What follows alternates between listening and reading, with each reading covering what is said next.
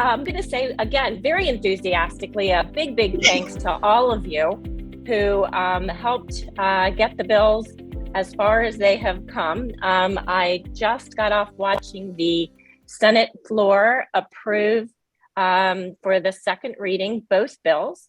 So just a little history. The bill went through the House procedure first and then did make crossover about 2 weeks ago.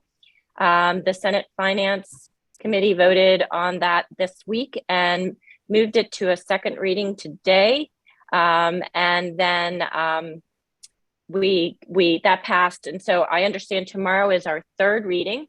Assuming that still passes, then I believe we've accomplished what we can, and it moves on to the governor, who then either signs it, doesn't sign it, either which way it would become law, or vetoes it, in which case it won't. So, but a big thank you to each and every one of you that took the time to email, to call, to meet with your delegates and with your senators. I believe it really made a huge difference. So just a big thanks to everyone, and stay tuned. We'll be updating you, as things progress, probably tomorrow. So let me pass it on to Patty, I think.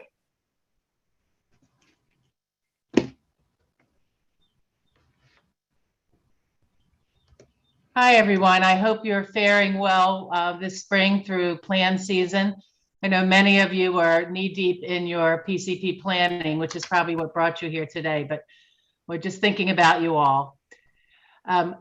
I wanted to just tell you that SDAN is involved in a learning collaborative. I know it won't mean a lot to people now, but this cooperative is going to, it is a national learning collaborative that is sponsored by the National Center on Advancing Person-Centered Practices and Systems.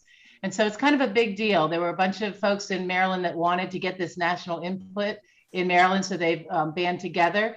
And we actually now have the collaborative, and it will last about 2 years.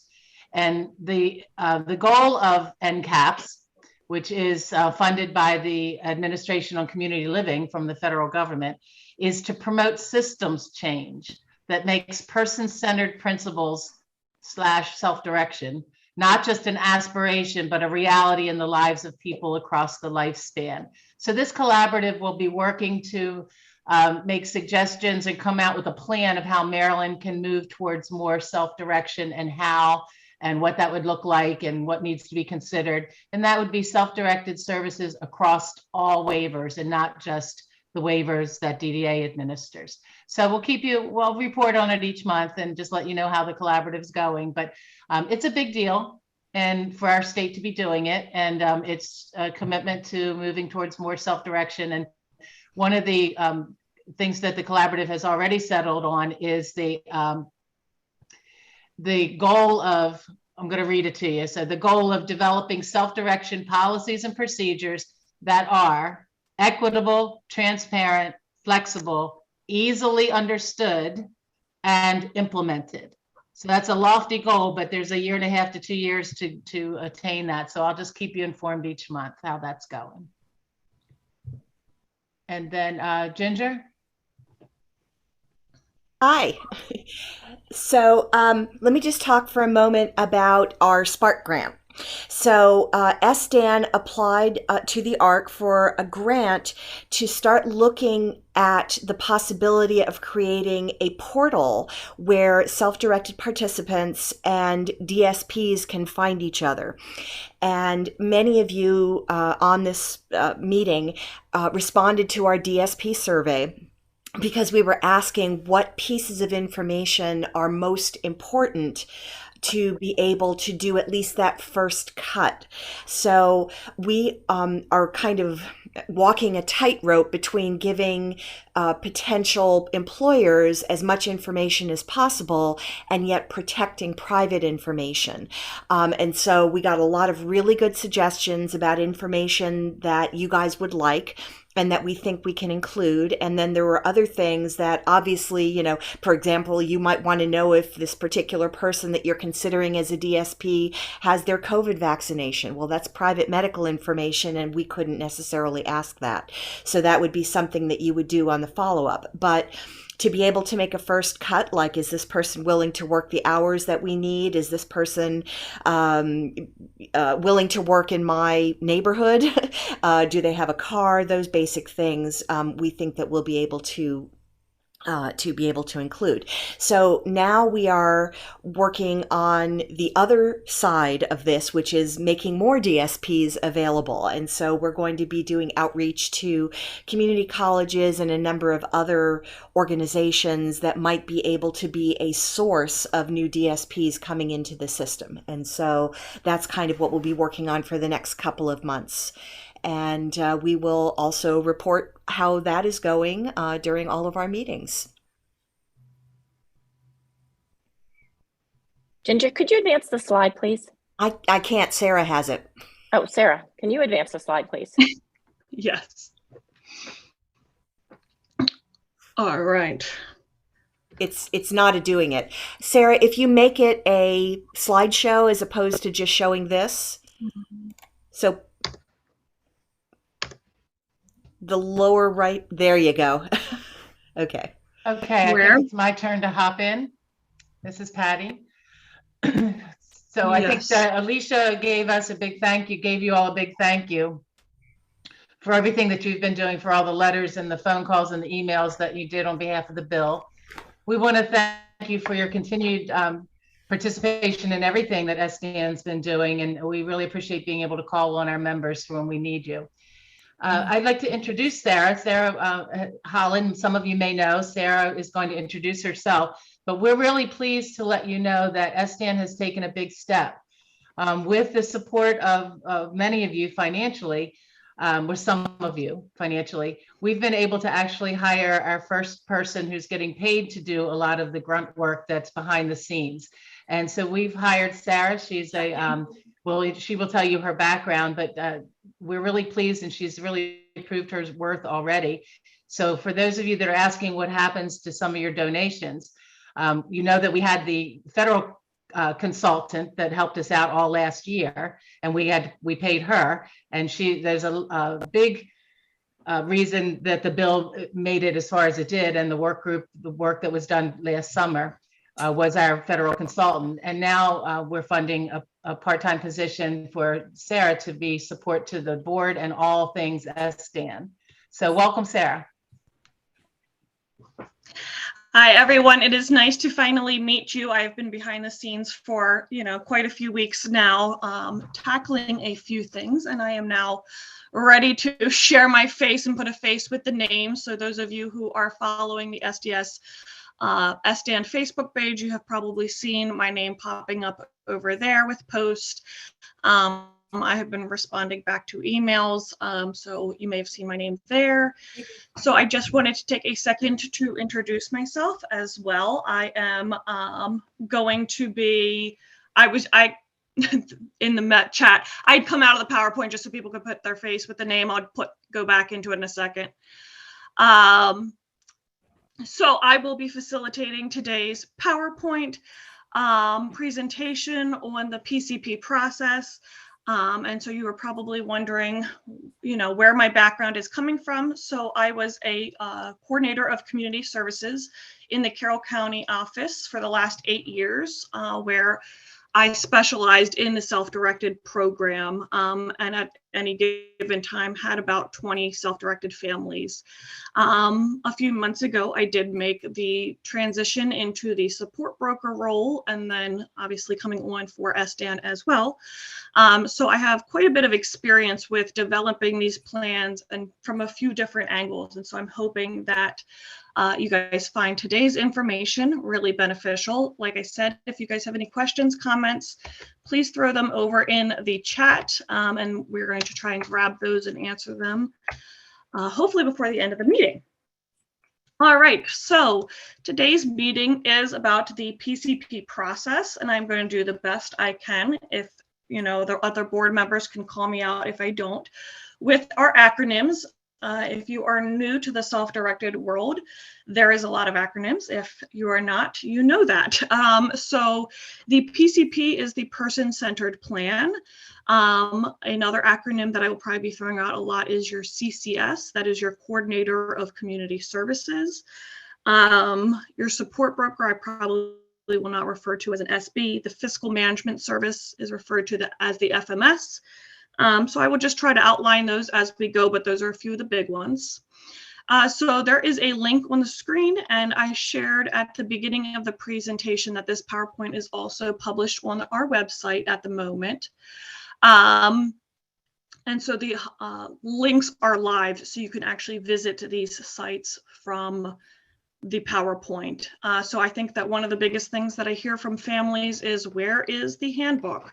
Where is the rule book to self-directed? And DDA actually has one that is out. And so that is what is linked here on this slide. It is very surface level. So they're going to go into the roles and the responsibilities of the people that are on the team. They're going to give you a brief overview of what the plan is, what the budget is, employer and employee roles, vendors, how to monitor your budget throughout the year and how you can modify it. But it's very surface level. And self-direction is one of those things where you have to just kind of keep exploring in order to get a grasp on it. So that is one of the resources that you can be using when you are developing your plan and just moving throughout your plan year. So to start, the biggest and the most important thing is team development. It is very important that the person is the one that is. Can you advance the slide? So most people already have a team developed. They may not refer to it as a team, but a team can be family members, legal guardians, friends, caregivers, support brokers. At the end of the day, what's really important is that the people on the team are people that the individual feels comfortable with and that they have chosen to be there. And at all times, they are in control. So I am speaking to our members who are on this call. Get in the driver's seat. This is your plan. So everybody, or planning should always include the person receiving the supports to the maximum extent possible. And I'm going to go into that a little bit further in the presentation. But I did want to go over a few resources that can be really helpful when you are sitting down to develop your team or modify your team. So there is a few hyperlinks that I encourage everybody to go and check out. You don't need to use all of them, but there is some really interesting information on the SDS handbook, which was the first link that I shared on that check it out slide. Pages 8 through 11 in that handbook, DDA outlines what they believe the support broker should be doing, what the coordinator of community services should be doing, what the participant should be doing. And so that's a great starting point for just figuring out what tasks need to be, somebody needs to be delegated. There's also a 5 competency domains for staff. I'm a big proponent of for staff continuing their education even once they've come on. So that's a great article to share with your staff about their roles in the team development.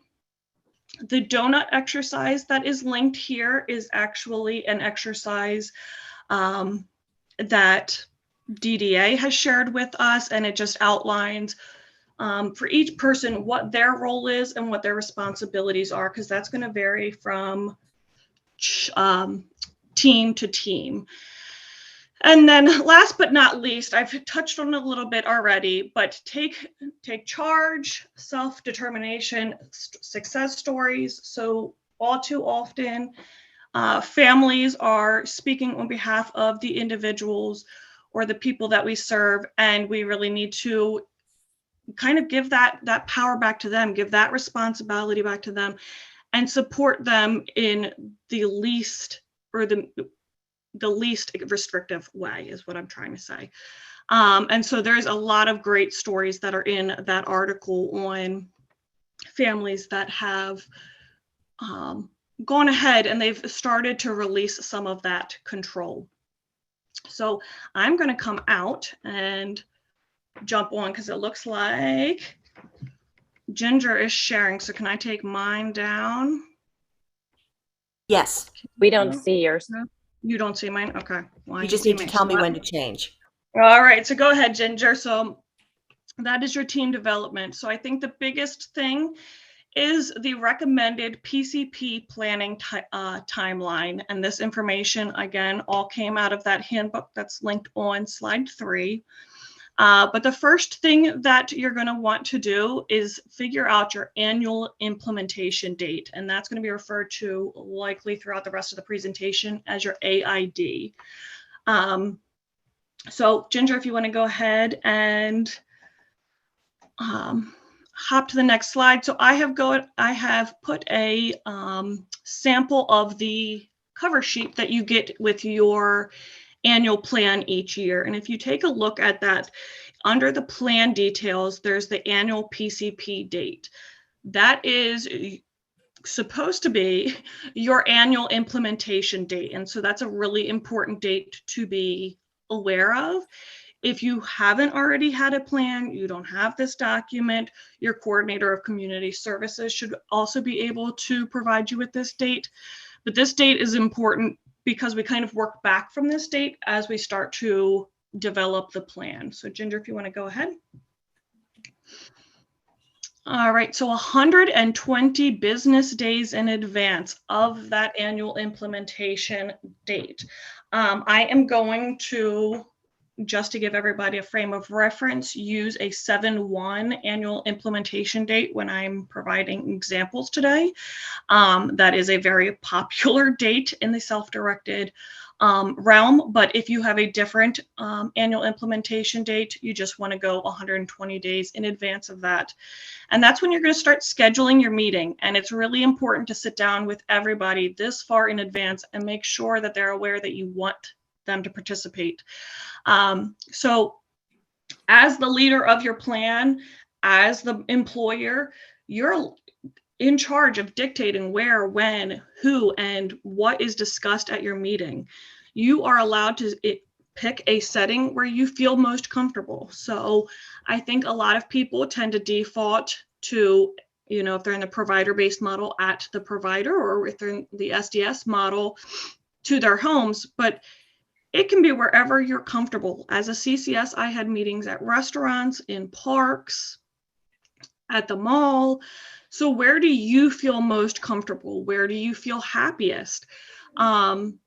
If the person that is, you know, leading the plan is not somebody who is verbal, just holding the plan in a setting in which they are familiar with or that they enjoy can tell you a lot about what you need to know in order to write the plan.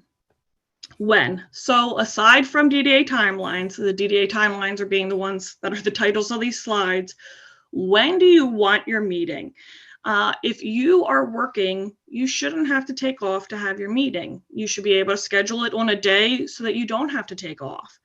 Is there a staff who only works several days a week that you would like to be there? That may be a preference that you take into account when scheduling it. And if you're doing it 120 business days in advance, you should be able to accommodate everybody's availability. What you are comfortable discussing. So there is absolutely nothing that you have to share in front of everybody at one given time. There is information that your coordinator of community services is responsible for getting from you, same with your support broker, but it's not information that needs to be shared in a group setting. And so when we get into the focus areas later in the presentation, I will give you an idea of what those questions could potentially look like. But it's important to sit down with your coordinator of community services well in advance of your meeting and talk about, you know, are you comfortable talking about employment? Are you comfortable talking about communication, your day-to-day, your health? If, you know, you're not comfortable reading your weight and your medical appointments in front of the group, there are ways to go about providing that information, you know, without sharing it in that group setting. Finances can be super, personal. Relationships is a big topic in here. That may or may not be something that you want mom and dad to be a part of, but it's something that you want to be included in your plan. So if you're communicating those preferences to your team, especially if you're doing it well in advance, they should be able to make those accommodations. And then, like I said, who you want to be there. There should be nobody at your annual plan meeting that you feel uncomfortable with or that you did not ask to be there. And then I always like to ask for some ground rules. I've suggested some below, but what's important to you, and what's important to make sure that this meeting is running smoothly and isn't, going off the rails. So we hope that everybody comes and they are positive and that they're listening, but it doesn't hurt to kind of lay those rules out. So you are in charge of your plan, and you are in charge of all of these: who, what, where, and when. So Ginger, if you want to move forward for me. Thank you. So the first thing that your coordinator of community services is going to be working with you on is outcome development. What do you want to work on this year? What do you want to work on in the next few years? What are your long-term goals? And what are smaller goals underneath of that can help you achieve that larger outcome? So if your large outcome is you want to live independently in the community, there's probably some smaller goals that you want to tackle, you want to be successful with before you go ahead and do that. Making meals independently, or having a plan to obtain food, how to keep your home clean, or again, how are we going to make that happen? And that can be super overwhelming. So you can see that there's the personal outcome measures diagram on the screen. Your outcome will fit into one of, or should fit into one of these 5 domains. So my community, my relationships, my choices, my goals, and my human security. There is sub kind of goals underneath of those, and I encourage everybody to take a look at the first live link that is on this slide, the personal outcome measures, factors, and indicators. And I even went ahead and indicated, so pages 94 to 106 in that are really, really beneficial, and they will help you just kind of guide through some of those questions that may help you land on an outcome. What outcome do you want to work on this year? And then there's also a resource in there for direct support professionals, because like I said, I feel like it's important, even once our staff is onboarded, to go ahead and allow them to continue learning, because it's only going to support us further. So the info gathering questions in the personal outcome measures is a really, really fantastic resource. Go ahead, Ginger. All right, and then the meat and potatoes of the plan is the plan development. This kind of goes hand in hand with your budget. We will be doing a separate version of this presentation later this month, tackling just the budget. So today I just wanted to focus on the focus areas of the person-centered plan. And those are actually on the screen in the diagram. So those are employment, communication, lifelong learning, community involvement, day-to-day, finance, home and housing, health and wellness, and relationships. And those of you who have gone through, a plan or few plans in the last few years, those are common headers that you have heard of. But what you may not be aware of is, you are just as responsible for providing that information to your team so that they can develop a comprehensive plan. But where do you get that information? How do you know what to put in that what's important to and what's important for me box? What's working, what's not working? How do you know? So the exploration and discovery of development of the person-centered plan questions can be found on pages 15 through 24 of the PCP guide. And I've got that as the first link. Again, those are going to be really helpful questions. So employment, are you working? Are you not working? In the past, what kind of positions have you held? What about them did you like? What about them didn't you like? Did you like working inside, outside? Communication. Do you need a communication device to communicate? Is that something that you currently have access to? If not, that's something that's not working. What are things that your team can help you to do in order to move that statement to the working section? So that resource at the top is really a really great tool for helping you kind of develop and beef up those sections. Your CCS will be coming and asking questions, but it doesn't hurt in advance of your meeting to be thinking of those and diving in. And that's something that I encourage staff to be working on for weeks, months leading up to the plan. As a coordinator of community services in the past, you know, I can't tell you how many plans I go into and we start to ask these questions, and it's the first time that these questions are being asked. And I can tell you, if you ask me, you know, what my favorite food is, I'm probably gonna, you know, I have to think about that. So if you're thinking about it in advance and you're taking these notes in advance, you can be a more active participant in your plan. So I've included 3 or 4 different links here. All of them are fantastic with helping you develop a more comprehensive plan, including more details in each of those focus areas, because those focus areas are essentially what's going to support when you go to DDA and request these services. So in employment, if you are requesting employment services in your budget, there should be statements in the employment focus area that supports that. What kind of support do you need? Why do you need that support?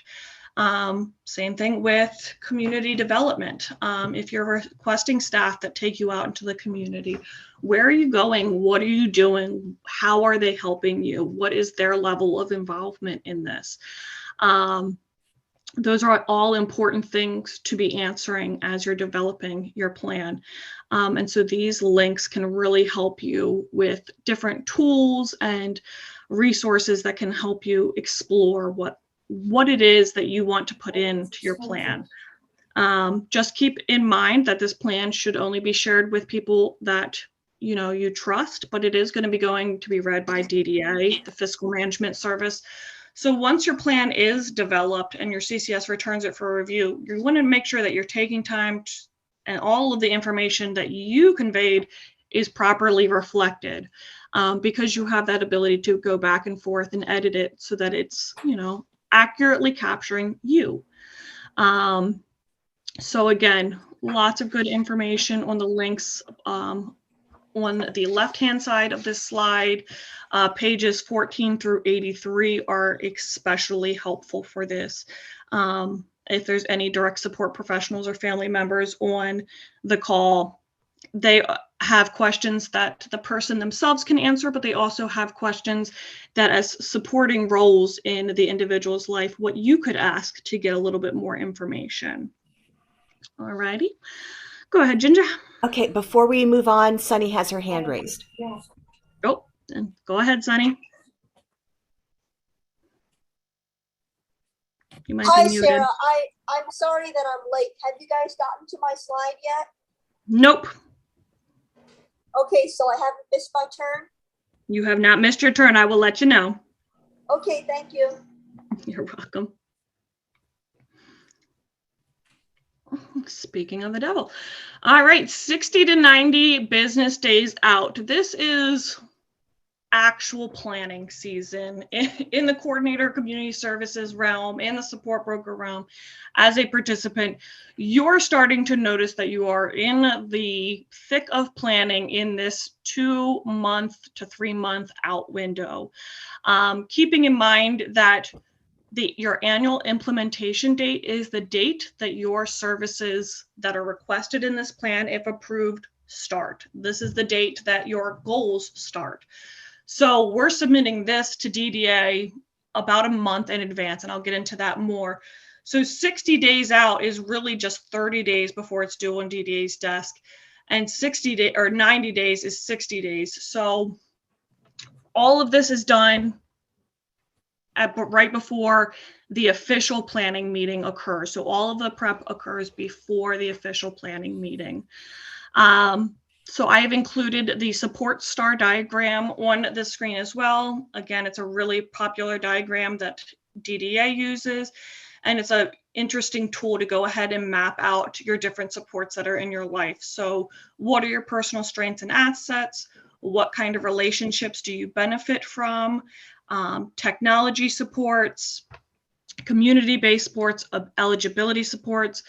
So if you're receiving food stamps, you know, how can they be reflected on here? If you're receiving support through a church, how can that be reflected if you're going to a community college? Because it all kind of intertwines back to each other. So the planned meeting is kind of what we have been getting ready for. I can understand that it causes a lot of anxiety if you don't know what to expect, or if you are looking to take a little bit more control in your meeting. And so I have welcomed Sunny, who is a board member for SDAN, to share her experience with planning and prepping and what she suggests that you do in order to kind of take the reins on yourself. So Sunny, go ahead. Hello, everyone. Again, I'm sorry that I joined late. So my name is Sunny Sefarati. I am an SDAN board member.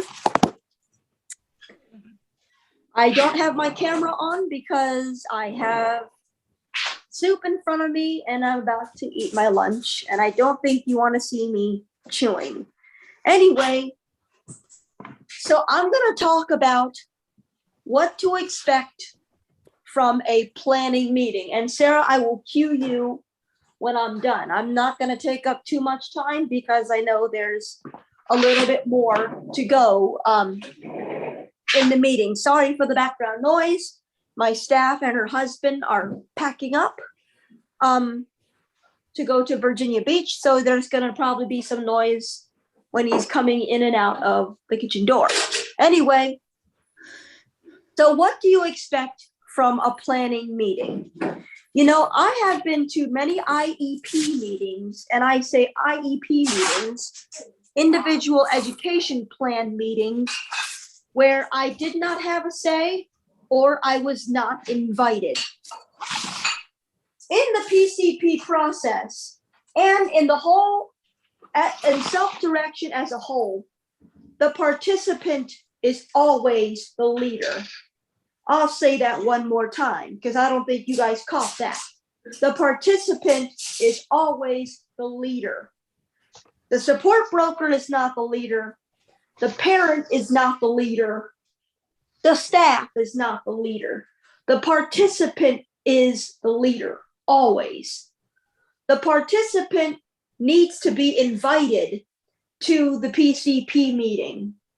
You know, some people come up to me and they're like, well, my son or my daughter, I don't invite them to the PCP meeting because I think they're going to be bored.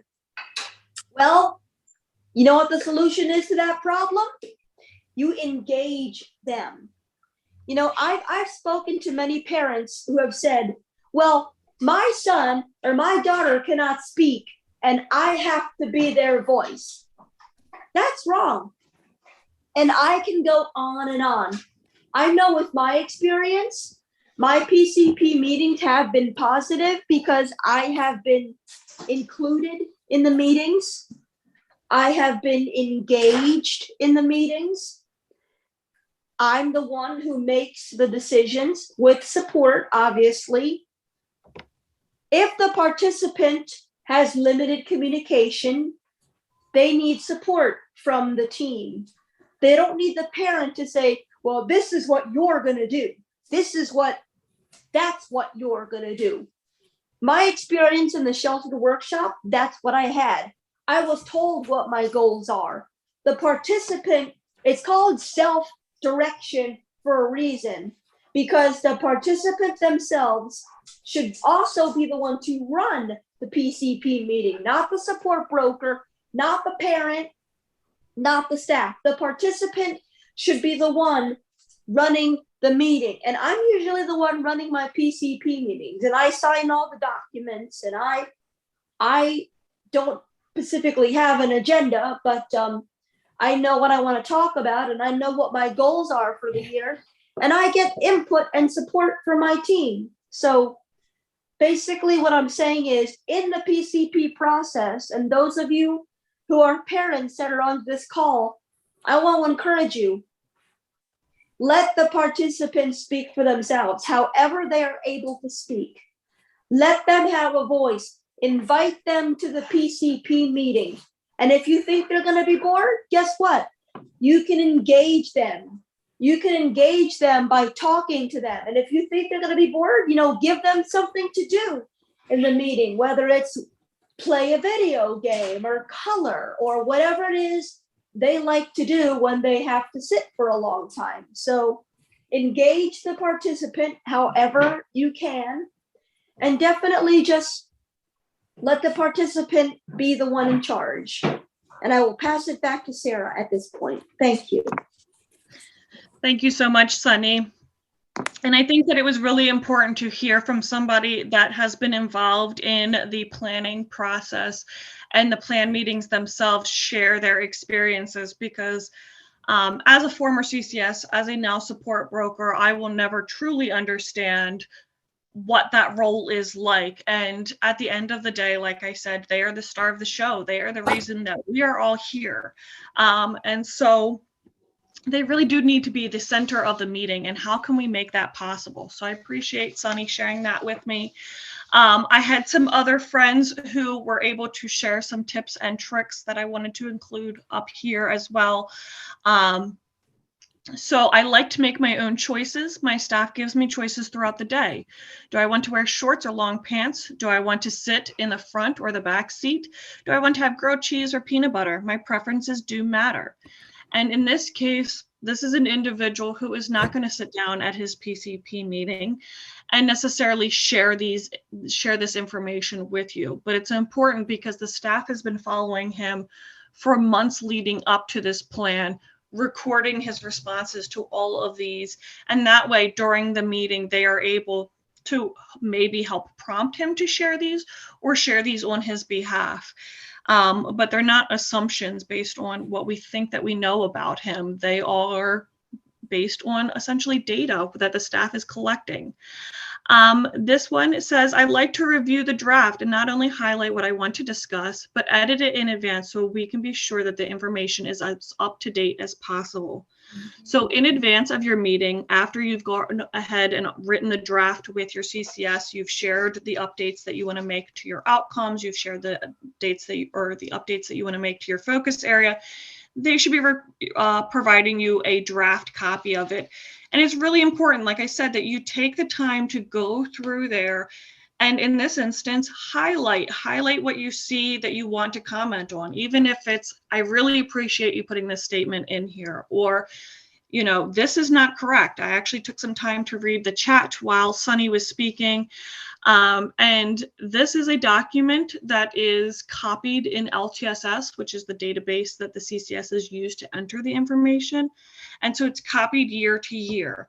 And while yes, it is their responsibility because they have that access to that database, you should also be reviewing the draft and catching any of the things that need to be updated. So if there's a doctor you're no longer seeing, or you've graduated college and the statement from the year before says that you're pursuing a degree, making sure that those updates are in there. And a quick and easy way is to just go through the PCP draft and highlight where those changes are or what you would like to add. And that's a great way to, keep it up to date, get all of the old information out of there. Lastly, there's two things that if you have, everybody needs an HRST reviewed within 90 days of their PCP being submitted. And so teams need to be coordinating with these reviewers well in advance to make sure that they are completed. Teams can't assume that vendors, teams shouldn't have assumed that vendors are going to be available right then and there to get those final reviews done or get those updates done. And the submission of the document is based on those happening in a timely manner. So contact your nurse if you have a vendor nurse. Same thing for behavioral plans. They have to be current. They have to be completed and updated within the last 12 months. They should obviously be reviewed and updated succinctly with the plan. But again, reaching out to that behavior vendor and making sure that they're aware that they're aware that your plan is coming up and what is going to be requested of them, and if they can get you any of those updates. So don't assume that any of your vendors know that your annual implementation date is coming, and don't assume that they're going to be reaching out. That is one of your responsibilities in the self-directed model, is to lead the group or appoint somebody that can assist you with that. Ginger, you want to go ahead? So at this point, the plan has been written. These are the final revisions that you are making. So you've already completed the draft, you've met again, you've reviewed it, you're going over any last minute changes that you want to make. The document should be signed after these changes are confirmed. So if you're making changes to the plan, making sure that the CCS is returning that updated plan to you to sign, and not signing those signature documents without getting eyes on that updated plan. Because oftentimes the coordinators of community success are going to be, or coordinators of community services are going to just be distributing the signature documents when it gets to be at the end, because you've received so many drafts. But it's important that you're getting eyes on the final draft document to make sure that the changes that you requested have been made. Go ahead, Ginger. All right, and then 20 business days in advance. So I mentioned earlier that in advance of your AID, so your annual implementation date, is actually when your plan and budget need to be sitting on DDA's desk. And this is reflected as 20 business days. So it looks like about a month in advance. Participants should be following up regularly with their CCS to determine the status of their PCP. There is critical information that's being returned to your CCS only. This information is not readily available to participants. So once your CCS has submitted your plan, it's going to go into what's called a status of in progress, or when they're working on it, it is going to be in progress. When they've submitted it, it flips into what's called pending regional review, which means that it is waiting for the regional office to review it, and they have 20 business days of receipt to do so. If they have any questions, concerns, changes that need to be made, they're going to send a clarification request through that LTSS system that I noted earlier. That's only going to go to your CCS. That CCS is responsible for turning around a response within 5 business days, or at least letting the team know. Sometimes there is a team meeting that needs to come out of these clarifications to make changes. But it is something that should be happening in a timely manner. But you're not aware that these are happening unless you're reaching out to your CCS. So, those who are self-directing, families, stay on top of it, especially if you know that your AID is coming up. Know the status of your plan, be following up with that CCS.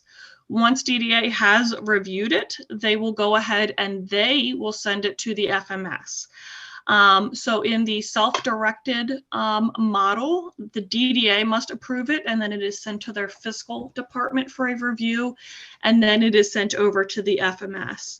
The FMS will only accept and implement a plan and budget that they receive directly from DDA.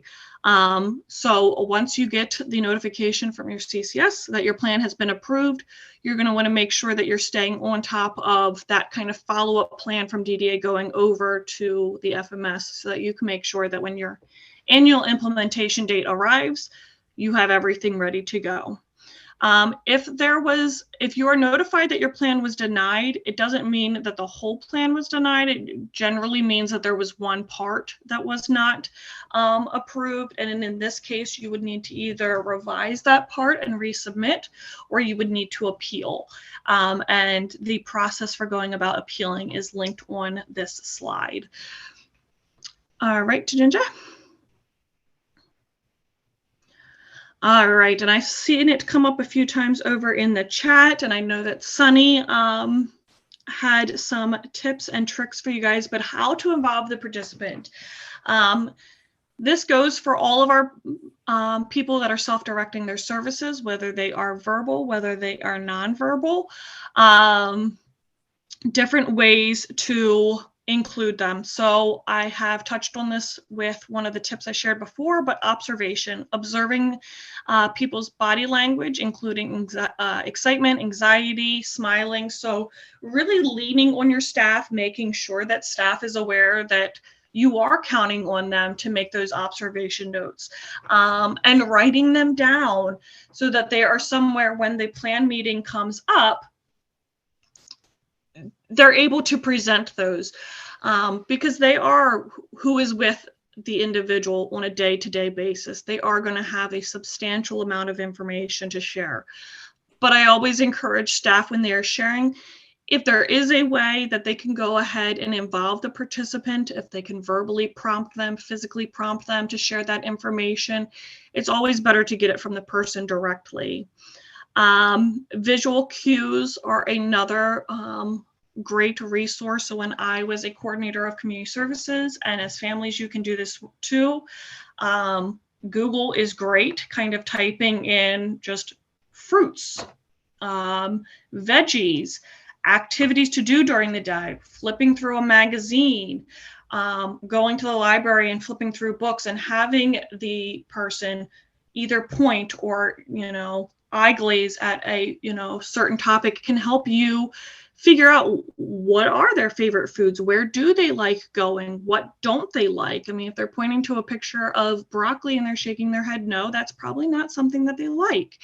But there is ways of using those visual cues to really involve the participant in the meeting. And I find that hands-on, whether it's printing those pictures from Google or the magazines, can really be helpful in making a collage or a presentation of some sort they can bring to the meeting and share with those who weren't involved in the exploration process. And they didn't get to pick up on those cues, and they're kind of going based off of what you're saying, and they're trusting that.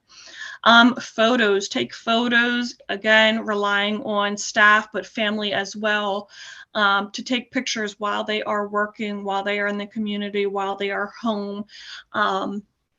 Because as the coordinator of community services or as the support broker, we're not there on a day-to-day basis. We don't get to enjoy all of those things, and it can help us to better understand or learn about the individual when we can see them working directly. I can look at a picture of somebody who is working in a grocery store, and I can tell you that they need a uniform based on the picture.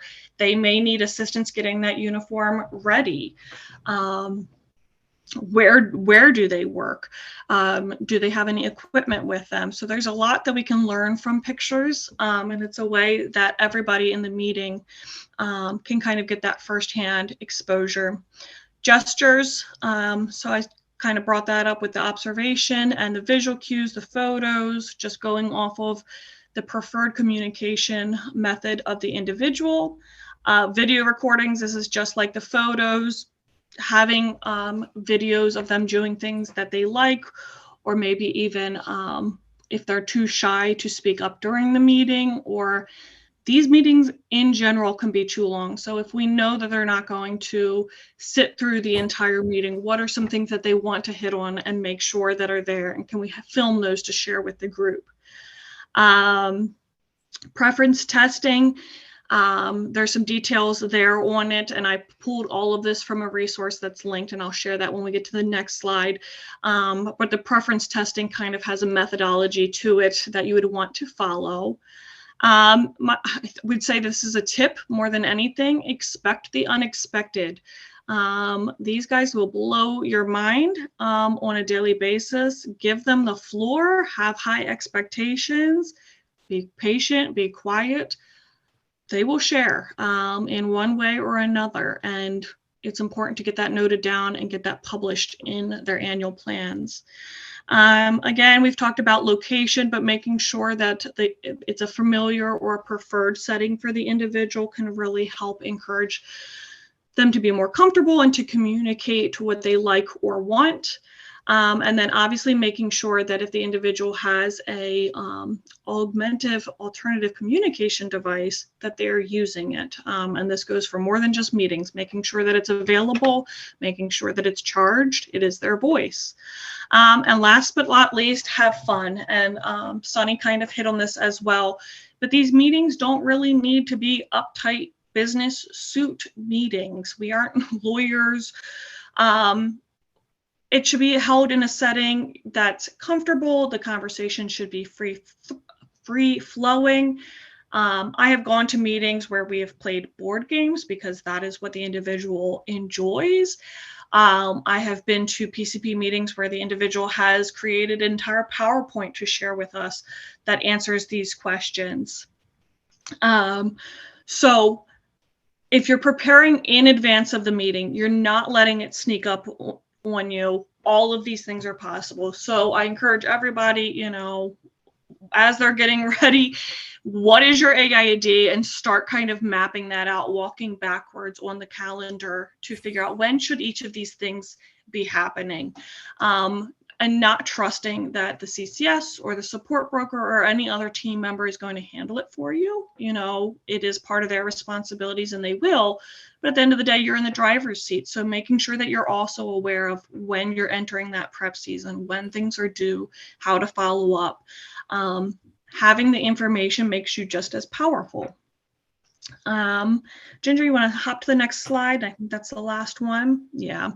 So I have listed quite a few resources on this slide. I tried to capture a lot of the big ones that were posted throughout the PowerPoint as well.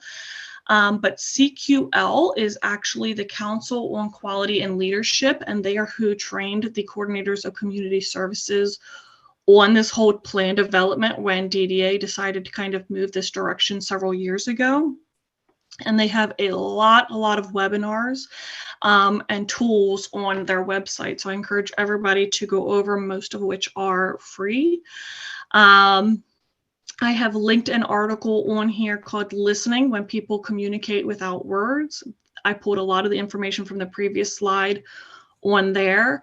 But again, it has a lot of pointers. It has a lot of success stories on some of our guys that aren't nonverbal and who aren't going to kind of come in with that megaphone and shout from the rooftop what they like, what they don't like. There is a link to the PCP development and authorization page on DDA's website. I've also linked their recommended website. So this will take you to a list of sites that DDA recommends. There is a link in here, the voices of parents, and how your role can help and hurt our participants in this journey. Expectations Matter is an excellent curriculum to take a look at. A lot of good resources on the Maryland Developmental Disabilities Council website. Knowing your rights, that is more important than anything else. So that is straight from the DDA website. Know your rights before going into this meeting. You have them. And culturally sensitive collaboration within person-centered planning, making sure that we are aware of all of the different things that go into making a plan and who that we are making it about. So in general, that is the PCP basics. We are right at 1 o'clock, so I do want to be respectful of everybody's time. I'm sure that was a lot of information, and our little technical glitch did not help with the timeliness. But if anybody has any questions, concerns, Alicia? Yes, I just wanted to, I've been monitoring the chat. And so if everybody wants to stay on for a few more minutes, I thought it might be interesting to go through a few questions. And there may be some people from DDA who, if they wish to speak up, certainly could do so. So one of the questions was defining the CCS roles and responsibilities. Sarah, do you want to tell people where they can learn about that specifically? Yes, so the roles and responsibilities is going to be that link to that self-directed handbook for people with developmental disabilities. So it's straight out of that handbook from DDA. Great. The next one is somebody wanted to know why there is so much repetition in the PCP plan. It makes it very difficult to do. Do you want to just explain why the repetition so people understand? Yeah, so that is not anything that any of us have a whole lot of control over, us being coordinators of community services, support brokers. It is a formatting of the LTSS database that the service or the CCSs are using to enter that information. So they enter the information once, but it's tied to several different things throughout the plan. So to give you an example, an important to statement is going to be reflected under anything that it ties to. So it could be tied to an outcome. It could be tied to multiple focus areas, sometimes all of the focus areas. And so in that circumstance, it is repeated many times. The statement is only put into LTSS once, but it's reflected everywhere where it's associated with. So I need safe transportation is an example of an important for that's probably going to show up multiple times. If you have a transportation outcome, it's going to be, it's important to have safe transportation. It's probably going to be reflected under your communities tab. It's probably going to be reflected under your employment because you need safe transportation. So that's why it's repetitive. I get that. Right. It's not. The plan is sort of a slave to the LTSS, the system that's being used yes. right now. And so it doesn't print cleanly for the user, I think. So, so one person asked, can you pay staff and vendors to be in your PCP meeting? So you can pay staff as long as that's outlined in your plan, that, you will be having trainings or meetings where more than one staff will have to be on the clock at a time.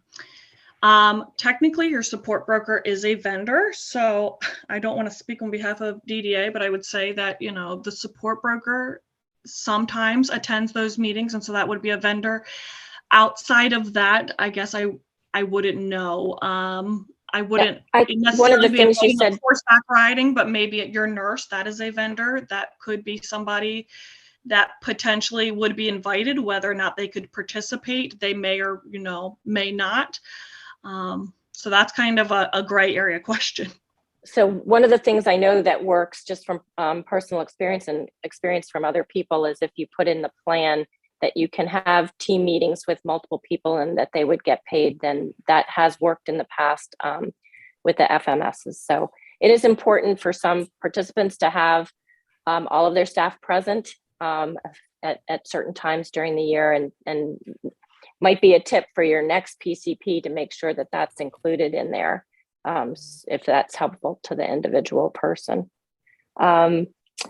Somebody asked, I guess was concerned about in the PCP, the participant drives the plan, but can the legal guardian sign for them and facilitate any wishes of the participant?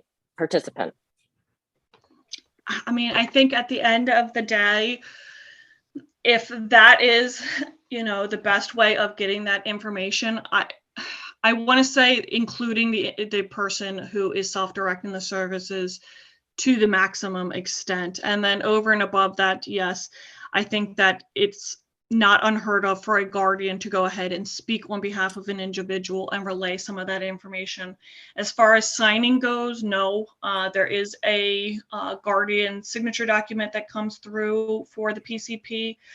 So I would be chatting with your CCS if for some reason the person cannot sign their own signature document, but that document is solely for that person. The guardian has their own signature document. Okay. So these are a couple of CCS questions, and perhaps if there is somebody from DDA on, they might want to step up and answer it. But there are a few people who had been concerned that the CCS, through no fault of the participant, did not make the deadlines, did not turn it in 20 days in advance. So the plan is not approved and ready to go on the AID date. And there was that concern, plus then plus the concern about whether does the old plan continue if the new plan, until the new plan is approved. Kathy, did you want to say something? I was going to say, I saw Kathy speak, so I'll let her jump on. Thank you for the opportunity to participate in this. This has been excellent. What the regional offices are beginning to do is track all the plans that are due. We're beginning to look 90 days out so that if we do not have a plan 60 or 30 days prior to the date, we're actually reaching out to the individual CCS to see what's needed, what can we do to help them. If there's any glitches in the system, let's get that plan in, because our goal is to have everything approved prior to the annual date.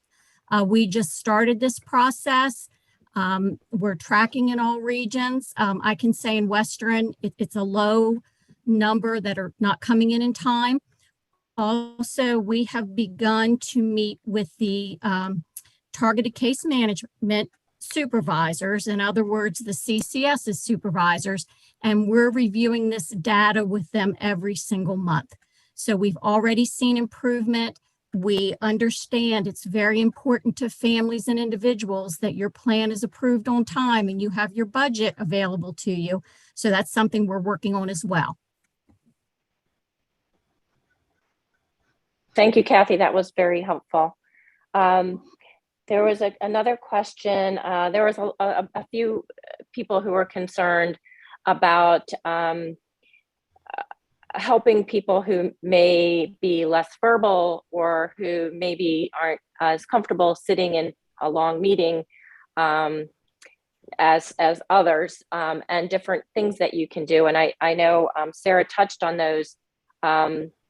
I think, some of, reading people's gestures and faces, but also the biggest piece is preparing for the meeting well before the meeting, knowing over the years with photographs or excitement what a participant is enjoying and eliciting some of that from them over a period of time, eliciting that information from family members, from staff, from friends, literally from anyone throughout the year. So when the plan time comes, the person's not put on the spot to, sort of perform and blurt out things. None of us are particularly good at that, really.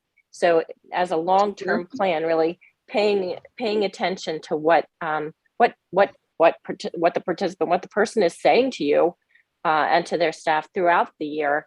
I just found, as a personal thing, things I expect things, but I get things that are crazy fun. My son's just not very verbal, but he's learning to text, and he just was very clear about the kind of staff he wanted to hire. Out of the blue, not expected, but oh my God, what a great gift he gave to himself, but to the whole team, to tell us exactly what it was. And it wasn't verbal. It was a long time coming, but it was an amazing thing. So just, being open to getting that information through all different senses and all different times of the year. And Sarah, do you have any more to say, or does anybody else want to chime in? I would say that those are the, go ahead. Go ahead. No, so I would say that those are the big things, is preparing well in advance of the meeting, just like Alicia said.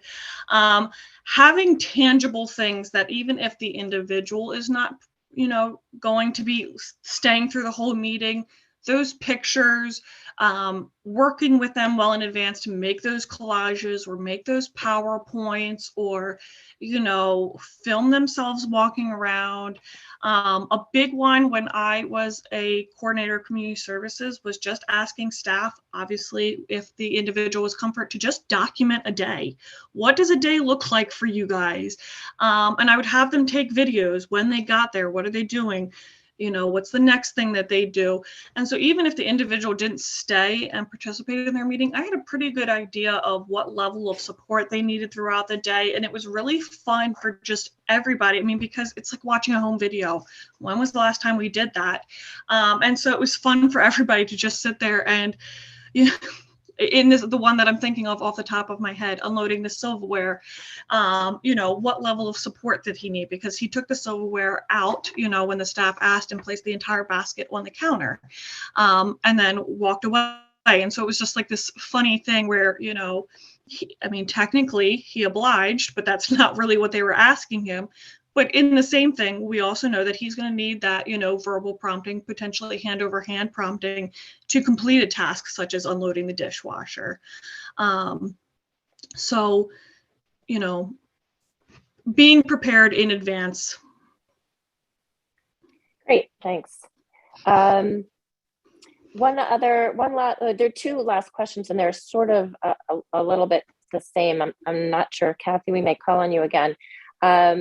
Somebody asked if job coach hiring option is available, and I believe it is. Is that correct? Yeah, I would say it's under the employment service. Okay. And then Yes, somebody else. it is. Okay. Somebody else asked about a behavior specialist, and how do you know if they're an approved vendor? And it is, I believe you don't have to, if they are a state licensed board certified behavior analyst, then they are an approved vendor because they've been through the state approval process. And so you can use somebody who's been board certified. Yes. Correct. Okay. And let me just, somebody's asking if the budget is the same as last year. And I would say, Kathy, again, jump in. My understanding is the same technique. But, I would say it's basically the same procedure, if you will. As of April 1st, there are new rates published. So those would be kicking in if you hadn't already gotten pretty far along in your planning process. Any updates, Again, Kathy? correct. Yep, Okay. You were absolutely correct. Okay. And my understanding is that the wage rates will be updated in July to take into account a COLA that may or may not get approved by the legislature. Somebody's asking if a participant can switch from traditional service to self-directed service anytime. And again, my understanding is yes. Yep. Okay. Yep. And then what happens?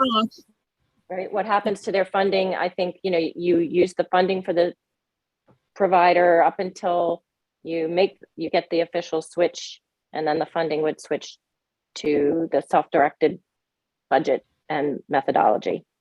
Is that also correct? Yeah, Kathy, correct me if I'm wrong, but it would end at midnight the day that the service with the provider ends, and the self-directed services would start immediately 12:01. Exactly. Okay, just to try to get as many questions as possible. Somebody asked where the rates were published, and they are published on the DDA website, as are the reasonable and customary wage. They're both in a chart format. Some of it will depend on what county you're in, but it's pretty clearly labeled there. Somebody's asking about, resources. How do you find staff? That's the age-old question. People do it in all different ways. My most successful one was bringing along somebody from high school his one-to-one, my son's one-to-one from high school, but we found other people word of mouth. Some people have found employees at the places there that the person frequents. There's, you know, something that a person likes to do, and there may be people there to harness as staff. There are things like care.com and Indeed. You all know we're working on trying to do a feasibility study for a portal. You know, the sky's the limit, but it's not always simple. Some of it has to do with your, you know, your reach. I was talking to somebody who has, the person has siblings, and the siblings' friends want to be staff. So staff, you just have to, I think, open your mind. Staff can come from anywhere, as long as there's somebody who's willing to train them, either the person themselves or a prior staff member. So try to just be as open as you can to it. Somebody else suggested just now on the chat that Facebook might be helpful to find it. So I found as a CCS and a support broker, my biggest piece of advice, and this is for the entire self-directed program, is always have your eyes open, have that open mindset. I literally was in the grocery store 2 weeks ago and happened to make small talk with my cashier, and she just finished her new hire paperwork for one of my families. So you don't know until you're talking to somebody that, I mean, in her case, she didn't know that this population existed. And she was like, people get paid to go to trivia night. And I'm like, yeah. And she's referring her friends. And so there's large populations of people that don't even know that this service exists. So keeping your eyes open and not forgetting about the people that were right underneath your nose. So your neighbors, the people at church, family, friends, don't forget about them, and let them go to the wayside. They can be some of our biggest help. Even if they can't support you, they may know somebody. And then just to piggyback off the comment in the chat, Facebook has been really, really helpful. So finding the local groups that are in your area, and then as well as just kind of trying to stay on those Facebook pages for the self-directed community. So I know that there's one in Carroll, there's one in Frederick, obviously SDAN has one. But it's all about who you know and getting that voice out there.